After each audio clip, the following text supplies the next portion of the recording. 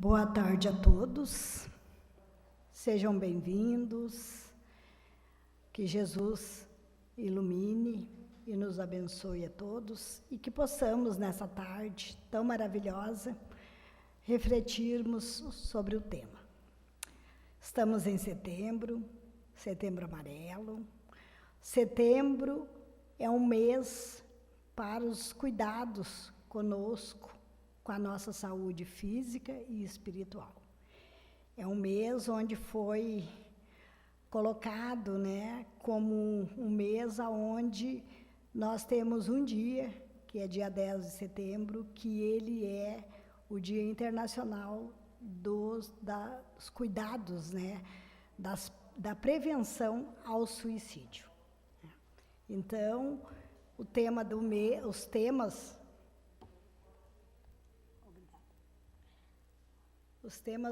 do mês, eles estão relacionados às questões mais, assim, emocionais, para nos chamar a atenção.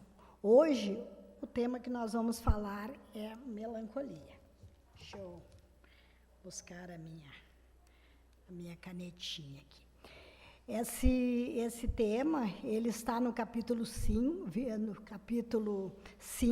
do Evangelho segundo o Espiritismo, Bem-aventurado os aflitos, e o item é o item 25, onde ele trata da melancolia. Eu coloquei melancolia e depressão, e ao longo da nossa fala nós vamos ver por quê. Então, Jesus disse, vinde a mim, todos que estáis cansados e oprimidos, e eu vos aliviarei. Tomai sobre vós o meu jugo, e aprendei de mim, que sou brando e humilde de coração. Encontrai descanso para as vossas almas, porque meu jugo é suave e meu fardo é leve. Então, esse item aqui, ele está no capítulo 6. O capítulo 5 é o maior capítulo que nós temos no Evangelho. Ele tem 35 itens. E o capítulo 6, que é o Consolador Prometido, ele vem depois, após, é um capítulo bem pequenininho, e ele inicia com essa chamada de Jesus. Vinde a mim, todos vós que estáis cansados e aflitos, oprimidos, doentes, que ele alivia. Ele não diz que cura, ele diz que alivia. Antigamente, 500 anos antes de Cristo, Hipócrates, o pai da medicina, criou a teoria dos 4 humores, ou a teoria dos humores, que considerava o temperamento como consequência das questões corporais. Então, ele dividiu isso em fleuma, sangue, bile amarela e bile vermelha. Hoje nós vamos dar um enfoque espiritual da questão da melancolia. Na antiguidade, nesse período, estes temas, essa teoria, vamos dizer assim, usada, ela estava relacionada com os nossos temperamentos, o nosso humor, quando eu falo nosso, da criatura humana. Então, o fleuma, ele tratava aqui da questão da respiração e do pulmão, que isso viria dar alguma consequência. Então, ele vai dividindo, o sangue, o coração, circulação do sangue, a bile amarela, nós sabemos que é do fígado, e a bile negra do baço. Então, esses órgãos estavam relacionados com esse quadro, que ele fez. Então, o fleumático, ele era uma pessoa que se apresentava, moderado, frio e impassível. Se nós formos ver hoje, nós estaríamos tratando daquelas pessoas que às vezes a gente chama né? Tem sangue frio, ele é uma pessoa que ele não, né? Até mesmo uma pessoa psicopata, né? Sanguíneo, né? O alegre, prestativo e amoroso. O colérico, né? Aquele que da bile amarela, né? A irritação, agressivo e corajoso. E o melancólico, né? Ele é desanimado, inquieto e complexo. Isso naquela época, quando Hipócrates, né, fez essa divisão. Então, na Idade Média, então nós vamos tendo uma evolução desta questão da melancolia, né? Na Idade Média, né, lá no século V ao XIV, já a melancolia era considerada um pecado, né, e um afastamento de tudo que era sagrado. Então, na Inquisição, no século XIII, os melancólicos eram multados e até presos, né? E nós sabemos que muitas vezes a melancolia, né, tratada, às vezes a gente diz, né, a pessoa está melancólica, né, porque traz alguma tristeza, alguma coisa. Então a gente comenta isso, né? Também na idade moderna, né, já do século XV ao XIX, a melancolia, né, está sempre presente, né, em todos os seres humanos, e é apenas um desejo de compreender a eternidade e o infinito, esse Marcílio, né, que fala isso, né? Século XVII já está sendo levado em consideração o cérebro, né? E desse período, a convicção do que pela vontade da mente pode governar-se e dominar as emoções. O que quer dizer aqui? Conhecer a si mesmo, conhecer os seus sentimentos para poder tratar das emoções, né? Aí vem o século do iluminismo, né? O século das luzes, onde a razão, né, começa a se apresentar. A posição social, né, dos deprimidos retrocede, né? Numa época da razão, os sem razão estavam sempre em desvantagem. E aí nós vamos trazer uma visão espírita, né, sobre essa questão. O espiritismo explica a depressão, que mais tarde, né, vem a ser chamado a melancolia, para a depressão, com o avanço da ciência, do estudo da medicina, né? Então, ele diz assim, aí o espiritismo explica a depressão como uma doença espiritual. Por quê? Porque muitas vezes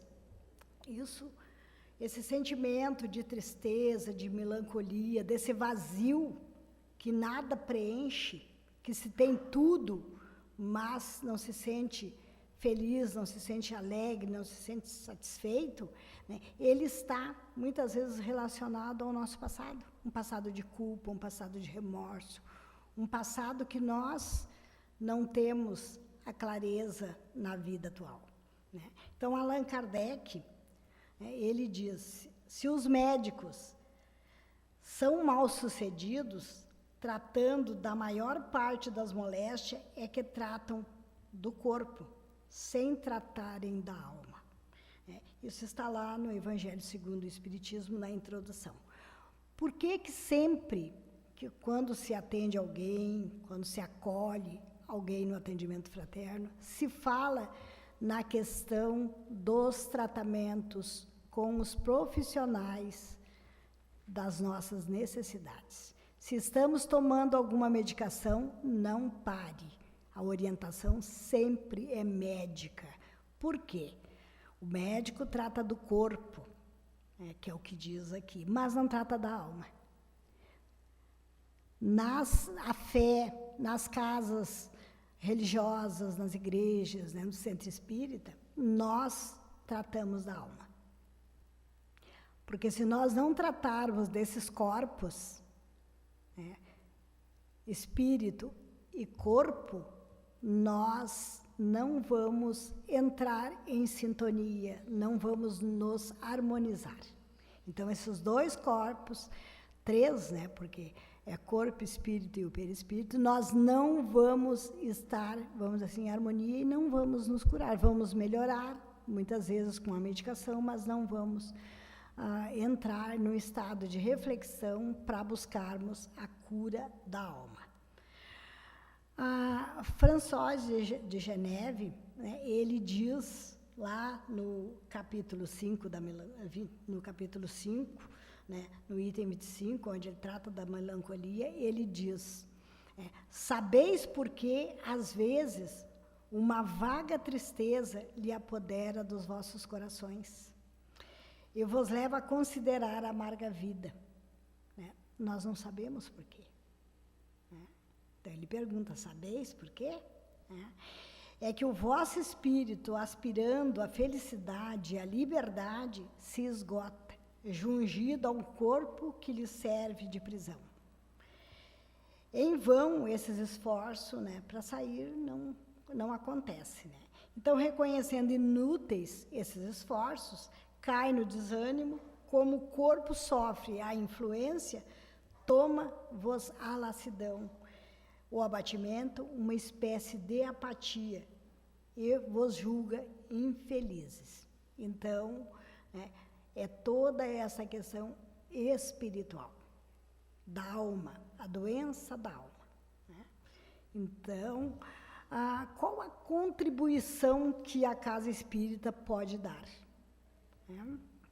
Acolher com carinho, é sempre aquele que chega, seja no atendimento fraterno, seja, né, o público que vem somente para ouvir a palestra, seja aquele que passa por um atendimento espiritual na época em que nós estamos transmitindo passe.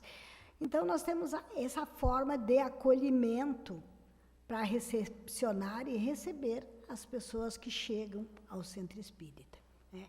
Uma conversa fraterna, convidar as pessoas para o estudo, né? Para as palestras, para os passes. Agora nós estamos com um passe espiritual, água fluidificada. Né? Então, sempre fazendo esses convites. Incentivar a leituras edificantes, uma mensagem, um Evangelho segundo o Espiritismo, até mesmo uma obra. Nós temos muitas obras com textos, com temas edificantes, que nos eleva, que nos ajuda. Né? A prática do Evangelho no lar é muito importante. O Evangelho no lar, ele vai fazendo, né, esse trabalho de asepsia dentro do nosso lar. A espiritualidade, com o tempo, está conosco, né, diariamente, mesmo que se faça uma vez por semana, ela está diariamente modificando a psique, tanto nossa quanto do nosso ambiente doméstico. A psicosfera vai ficando contaminada, às vezes, pelos nossos pensamentos, né? E sabemos que convivemos muitas pessoas dentro do lar, que cada um, né, tem um tipo de procedimento, de pensamentos, e isso aí vai contaminando o lar. E a espiritualidade faz, né, esse trabalho conosco diariamente, principalmente no dia em que nós vamos realizar o nosso evangelho, que é um dia que a gente se comprometeu, um dia e horário, né, com os benfeitores amigos. Né? E a prática da caridade. Muitas vezes nós achamos que a caridade é só nós doar coisas. Não, também, né, a caridade material é muito importante, mas a caridade espiritual, a caridade moral é mais importante de tudo, tanto para nós quanto para o outro que se beneficia. Quando nós fizemos uma prece para alguém, não precisamos nem conhecer, né? Se ouvirmos alguém que está passando por uma dificuldade, que sofreu um acidente, que está doente, né? Podemos e devemos incluir nas nossas preces. Isso é a prática da caridade. Quando nós conversamos com alguém que está com alguma dificuldade, precisa de alguém para ouvi-lo, isso também é caridade. Ouvir com carinho, com respeito à situação, ter esta empatia, se colocar no lugar do outro. Sempre fazer como Jesus nos ensinou. Se nós não soubermos como, vamos no momento em que nós estivermos prestes a passar pela situação, perguntar, se fosse Jesus, como será que ele agiria? Se fosse eu que estivesse nessa situação, como eu gostaria que a pessoa procedesse comigo? Qual a reação que eu gostaria que a pessoa tivesse?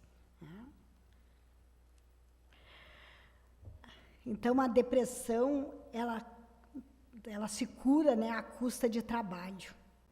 E muitas vezes esse trabalho, ele está também relacionado à nossa reforma íntima. O remédio é necessário, mas o trabalho é indispensável sempre.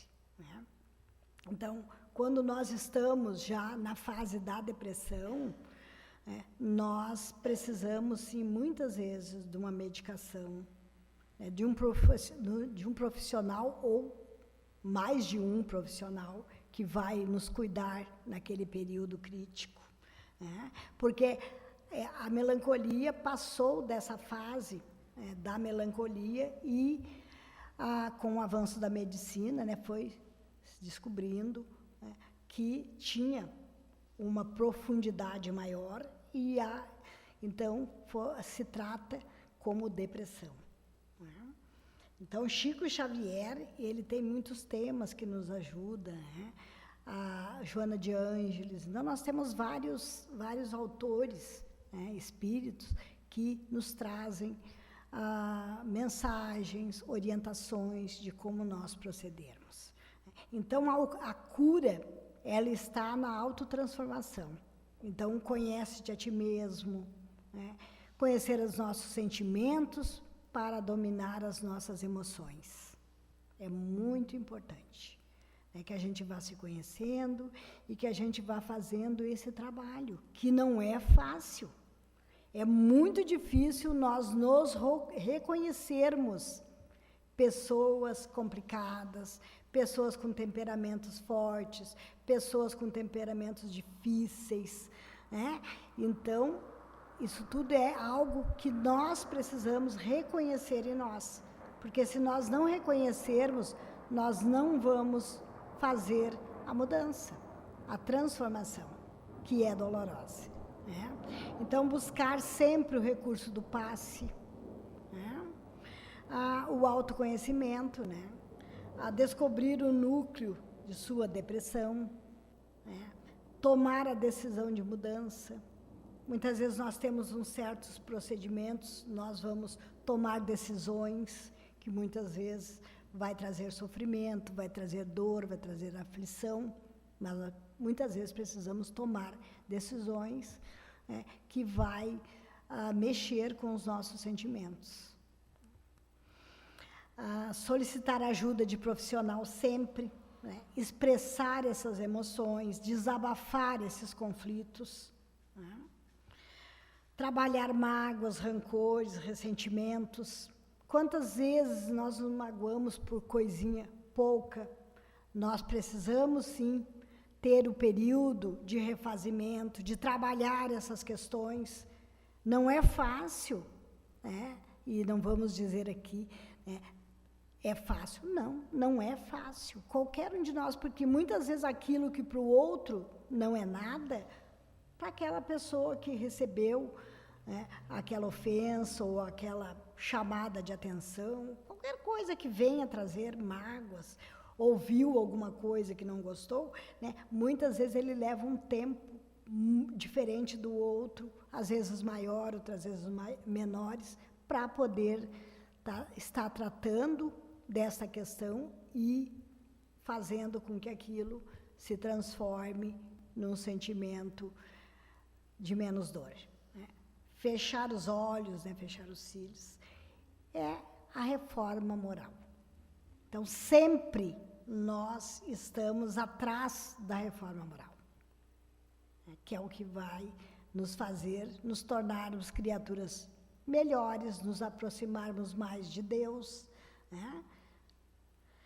Joana de Ângeles, ela traz na sua literatura, através de Divaldo Pereira Franco, a depressão é rude prova para o espírito, que deve enfrentar com galhardia, recorrendo ao artesanal terapêutico da temperatura da medicina do espiritismo.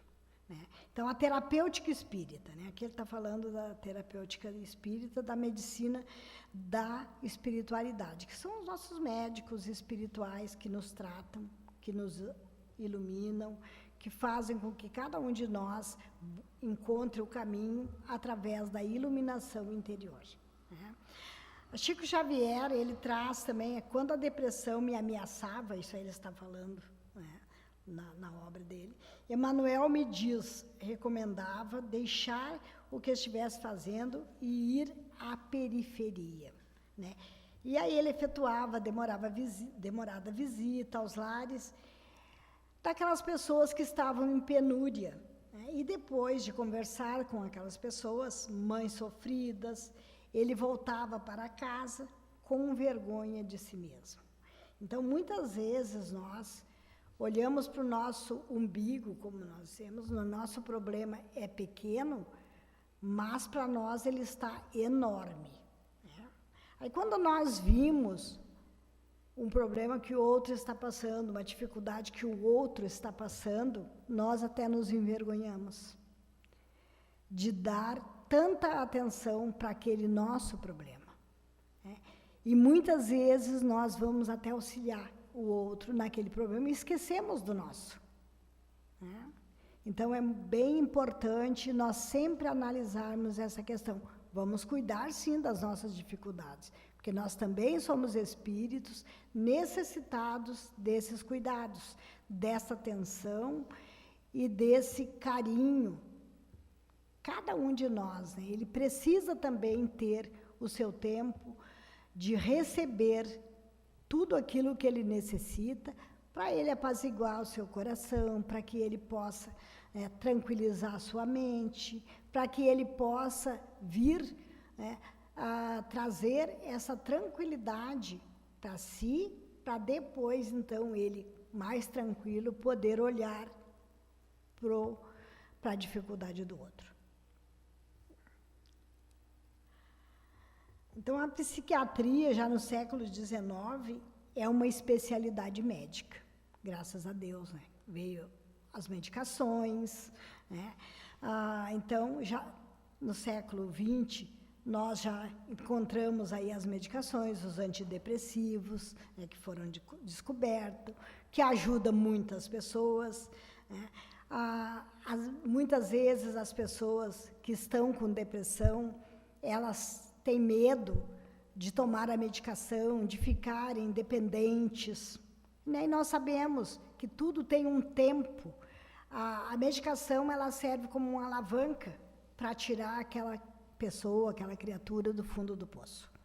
Então, muitas vezes, o médico vai estabelecer, juntos vão tratar, muitas vezes, do cuidado, do tempo e da quantidade do que ele necessita de medicamentos. Então, é importante. Muitas vezes precisa de uma terapia, porque às vezes a pessoa não consegue sair sozinha daquele estado depressivo. Então, a psiquiatria, ela classifica a depressão como unipolar e bipolar.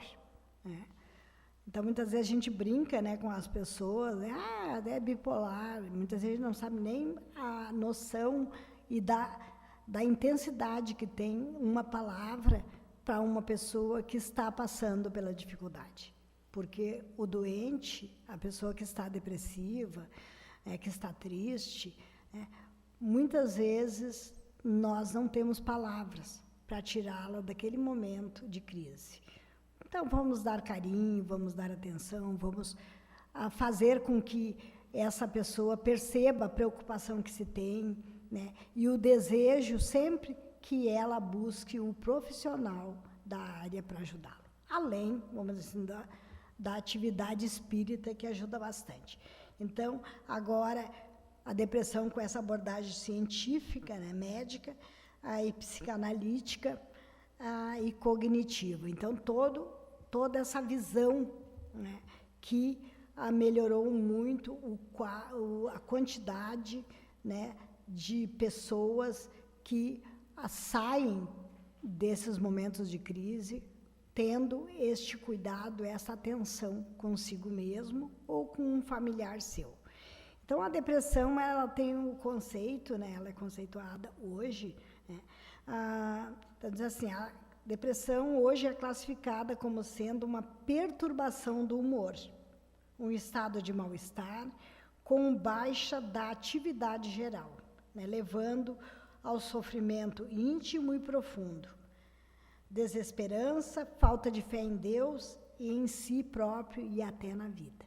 Então, muitas vezes, um estado depressivo leva a pessoa a não ter mais a expressão daquela fé que ela apresentava, ela perde o interesse por si próprio, não se cuida, não toma banho, não se alimenta, né?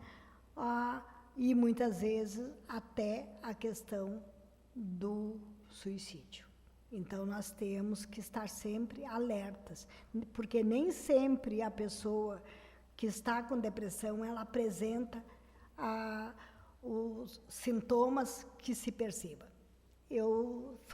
Desde o final do ano, eu estou acompanhando um caso, eu não conheço a pessoa, mas sei por outros que ela está passando por um processo de depressão.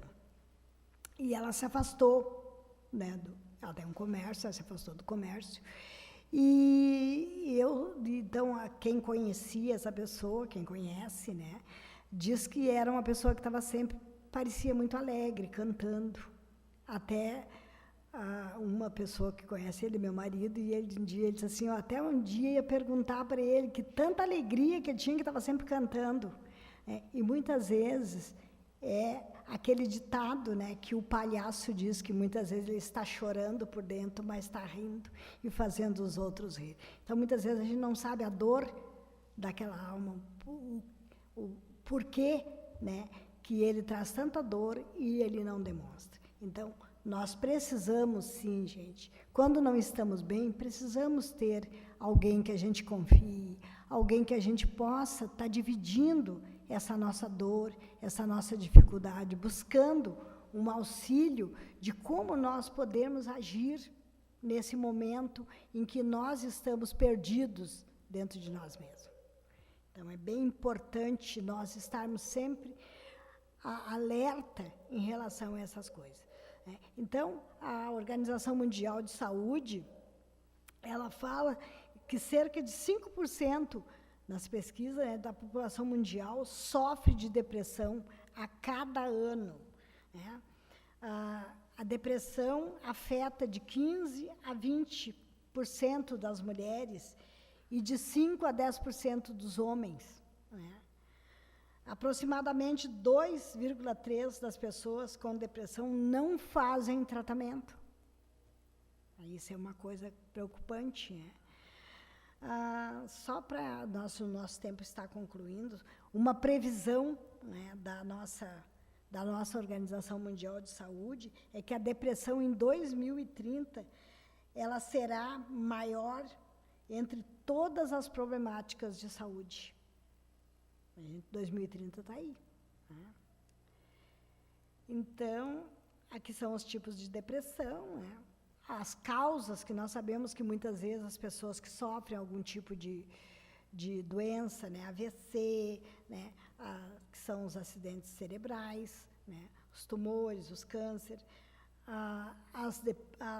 também a depressão traumática, né, que são os acidentes de trabalho, automobilístico. Então, tem alguns casos que a pessoa até tem, vamos dizer, um motivo para ter a depressão. Mas nós sabemos que muitas vezes não tem uma causa definida.